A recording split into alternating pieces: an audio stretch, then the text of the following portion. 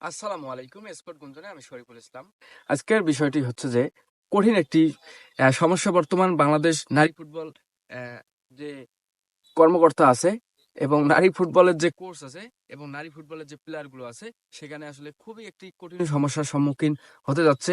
ভবিষ্যতে হয়তো এর ব্যাড ইফেক্ট বাংলাদেশ ফুটবল ফ্যানদের উপর পড়বে। যদিও বাংলাদেশের মানুষ বাংলাদেশ নারী ফুটবল বলেন পুরুষ ফুটবল বলেন ওই শিরোপা অর্জন ছাড়া সেভাবে তাদের খেলা দেখে না, শিরোপা অর্জন করলেই তাদেরকে নিয়ে পোস্ট করে। তো আমি যেটা বলতে চাচ্ছি, আসলে যারা ফুটবল ফ্যান তারা আসলে দেশের ফুটবল আগে দেখেন, তারপর বাইরের দেশের ফুটবল গুলো দেখেন।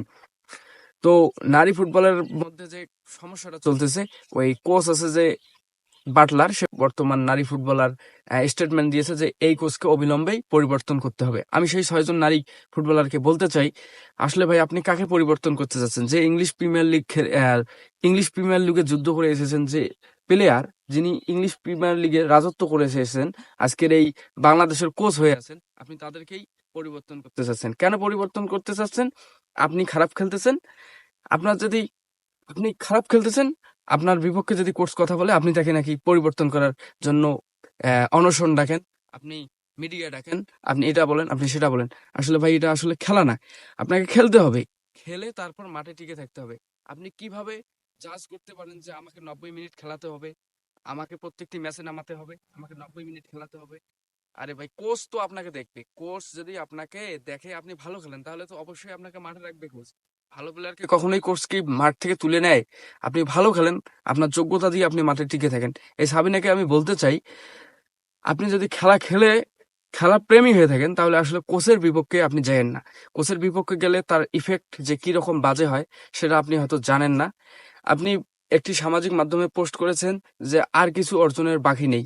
আসলে ভাই আপনি এখনো মেসি হননি, আপনি রোনালদোর মতো এখনো ওই পর্যায়ে যান নাই যে আপনি দেশের চূড়ায় পৌঁছে গিয়েছেন, আপনার দ্বারা বাংলাদেশকে রিপ্রেজেন্ট হচ্ছে এরকম কিছু আপনি এখন পর্যন্ত করেননি। হ্যাঁ, অর্জন করেছেন, আপনি ভালো কিছুই অর্জন করেছেন। এজন্য যে আপনার অ্যাটিটিউড, আপনার পা মাটিতে পড়বে না, এটা আসলে কখনোই বাংলাদেশ ফুটবলের জন্য মঙ্গল কামনা হয় না।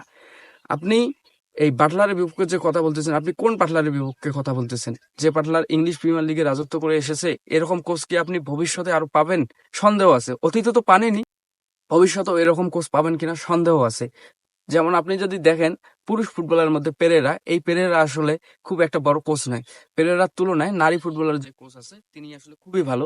আপনাকে তাকে সম্মান করতে হবে। তাকে সম্মান না করলে ভবিষ্যতে খুবই ঝামেলা আছে। আপনি এই জিনিসটা মাথায় রাখবেন। এই নারী ফুটবলারকে আমি বলতে চাই, তারা যে বিশৃঙ্খলা সৃষ্টি করেছেন, এই বিশৃঙ্খলার জন্য যেন কোচের কাছে ক্ষমা চায় এবং সবার সামনে এসে নেতিবাচক যেন একটি মন্তব্য করে, যেন সবাই তাদেরকে সাপোর্ট করবে, ভালোবাসবে, ভালোবাসতে যেন বাধ্য হয়। ধন্যবাদ।